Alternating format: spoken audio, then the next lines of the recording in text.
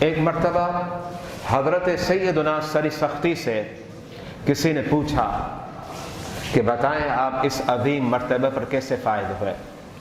آپ رب کے بڑے پیارے بن گئے ہیں، رب کے پسندیدہ ہیں، اس کی وجہ کیا ہے؟ حضرت سیدنا سری سختی نے جو وجہ بیان کی وہ قابل توجہ ہے، اور اس وجہ میں دو باتیں ہیں۔ ایک بات تو دعا ہے کہ دعا کی برکت ہے، اور دوسری بات اس کے اندر جو آپ نے پیش فرمائی وہ کسی اہل نظر کی نظر ہے۔ اور میرے آقا علیہ الصلوۃ والسلام ارشاد فرماتے ہیں النظر حق، نظر حق ہے۔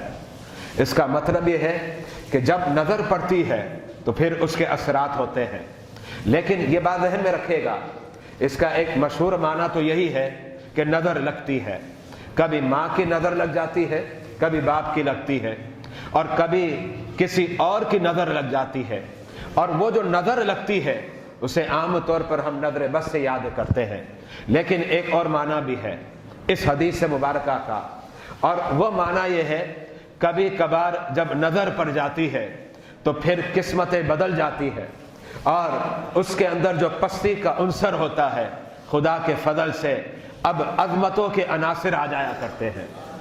اب ایسی نظر بھی ہوتی ہے، اس سے کہتے ہیں ایک نظر نظر بد ہوتی ہے، لیکن ایک نظر نظر حسن ہوا کرتی ہے۔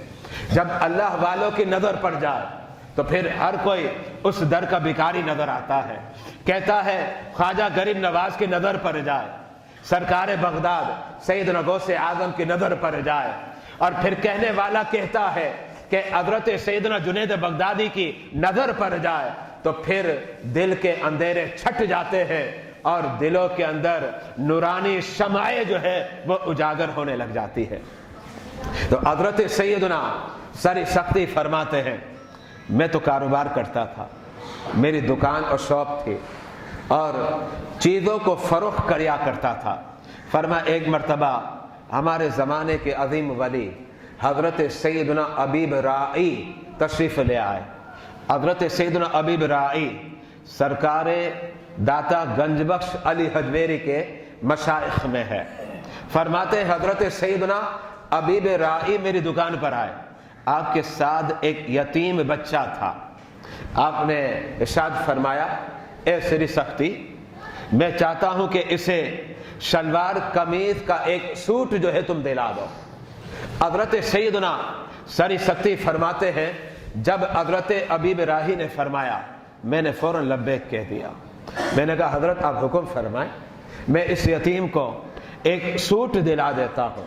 فرمایا جب میں نے سوٹ دلا دیا تو ایک طرف تو حضرت حبیب رائی کی نگاہ مجھ پر پڑ گئی، اور میں جن پستیوں میں تھا اب اللہ کے فضل سے پستی میرے مقدر سے ختم ہو گئی، اب میں بلندیوں کی طرف گامزن ہو گیا۔